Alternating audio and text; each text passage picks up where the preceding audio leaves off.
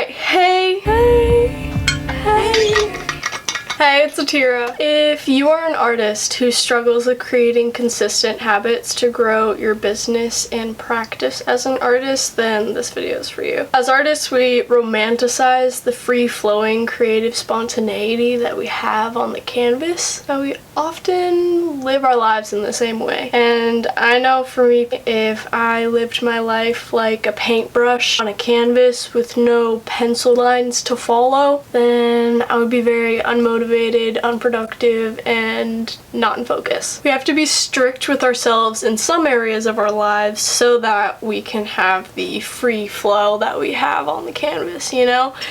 Oh, there's the kitty, hi kitty! In this video, I will share how I created consistent habits to grow my art and my business. I will give you actionable tips on how to start tracking and creating habits that you dream of to produce the life that you dream of.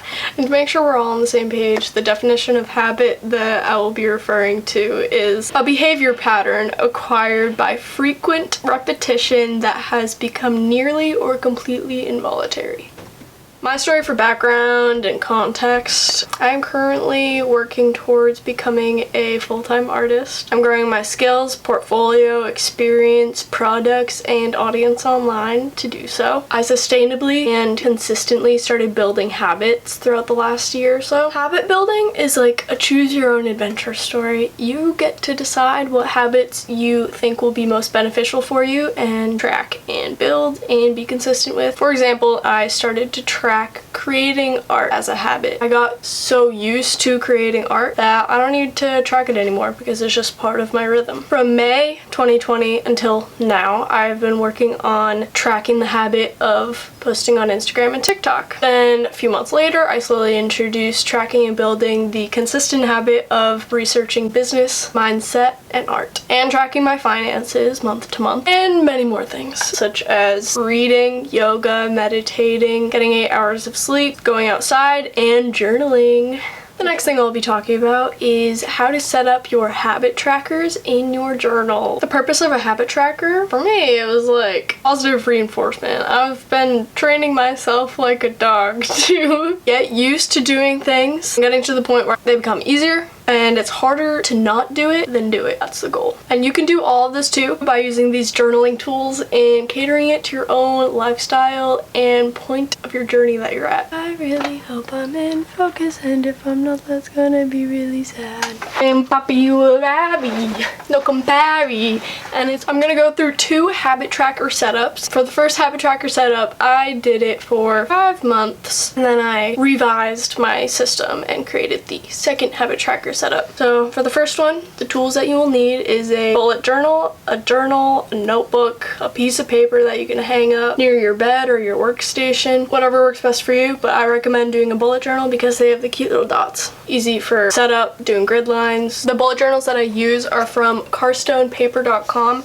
They are 100% tree-free, sustainable paper, waterproof and tear-resistant. I've never ever seen a waterproof and tear-resistant paper, but like,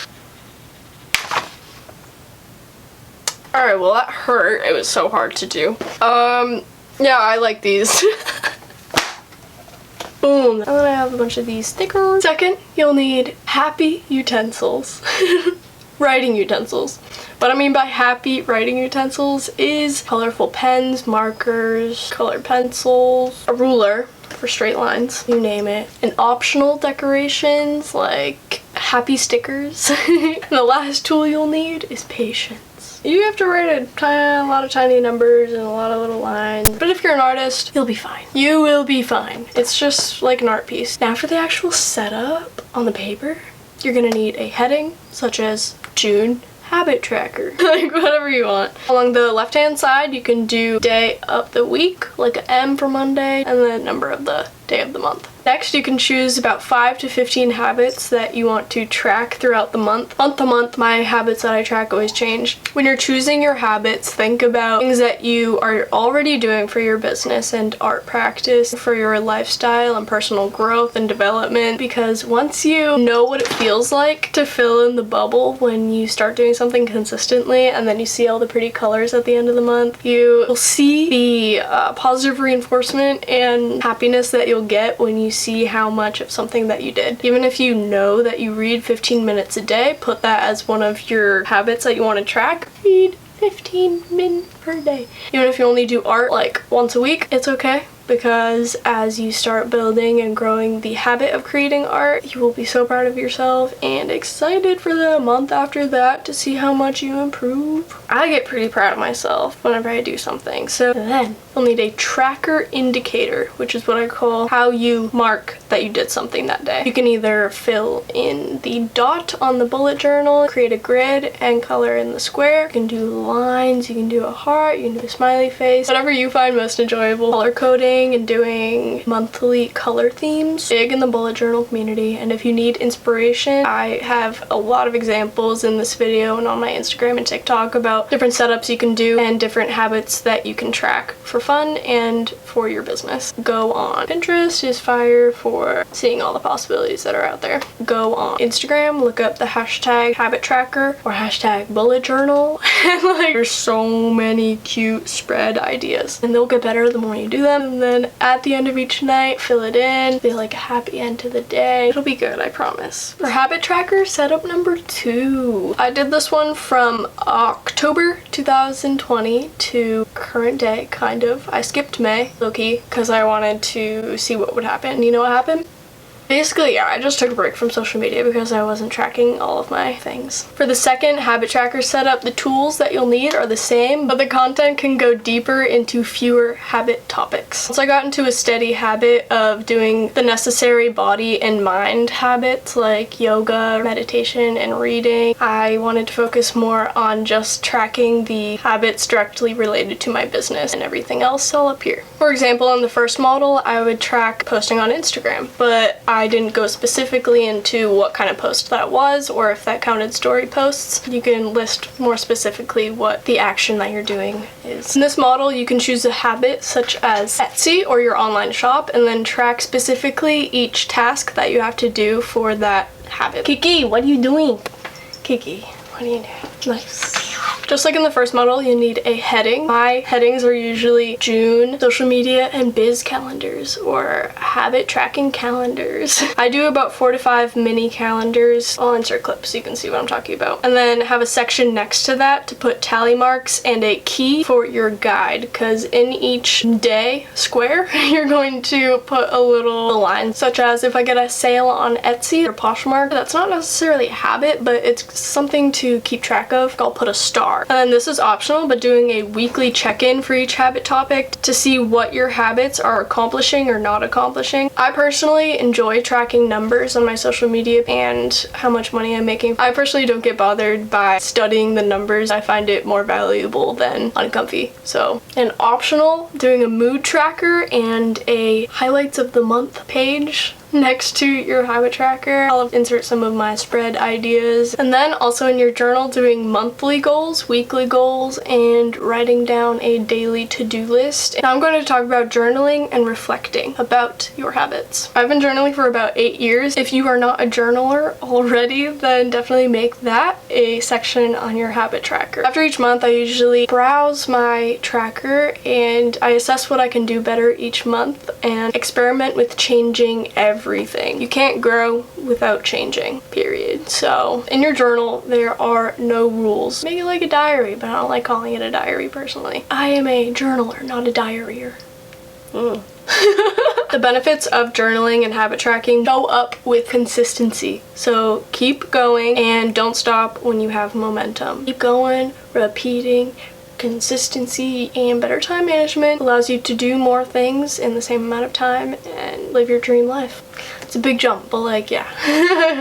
That's the ultimate goal here, right? For everyone. I would say that there are 4 factors of building habits. 1 is accountability, environment, planning, and celebrating. I formed my habits by keeping myself accountable. I would post my habit trackers on Instagram. I would show my mom, friends. You'll be so proud, so just wait and see. It'll be so exciting. Second factor is environment, which also goes along with setting boundaries. By changing your environment, your behaviors will change. If you find that there are outside sources in your life that are hindering your success, then do something about it. Say something. Be open and honest with the people that you give your energies to, because they will hopefully be understanding enough to be like, okay, yes, I respect your boundaries, and if not, bye. The third factor of building habits is planning. I'm a huge advocate for planning your days, your weeks, and your months. You will learn how long it'll take you to do certain tasks. You can create habits by take them from your to-do list and put them on your calendar. So to make sure I had time to reach my goals, I strategically plan out day by day and week by week and month by month to make sure that I have the time to accomplish them. And the last factor of building habits is action and celebration. After you take action, you will no longer be at a standstill. You'll have something to celebrate. I love writing down my big and small accomplishments in my journal. I'll be like, yay! I like to celebrate by buying myself coffee. Today, we are celebrating filming a YouTube video. Yay! We are also celebrating the fact that I got out of bed and did my hair and makeup and outfit today. Yay! We all ultimately want to create our dream reality because we can. Because you deserve it and you are loved. As my closing words and a thank you for watching this video, I'm going to share words that I have lived by for the last 2 years or so. Live every second to the fullest with the end in mind, and you will look back at your life with no regrets. So, your first month of habit tracking, make it as stress-free as possible. If you found this video useful, give me a small thumbs up. I don't want a big one. I don't want a big slam thumbs up. No, I want a tiny little mini one. Just a little boop boop. One like that big. Comment literally anything. Comment, hey Nike. And subscribe to Uh-teer-uh on YouTube if you're feeling snazzy. Oh my gosh, you're so cute. Look at you. Yeah, he likes the fuzzy microphone, don't you?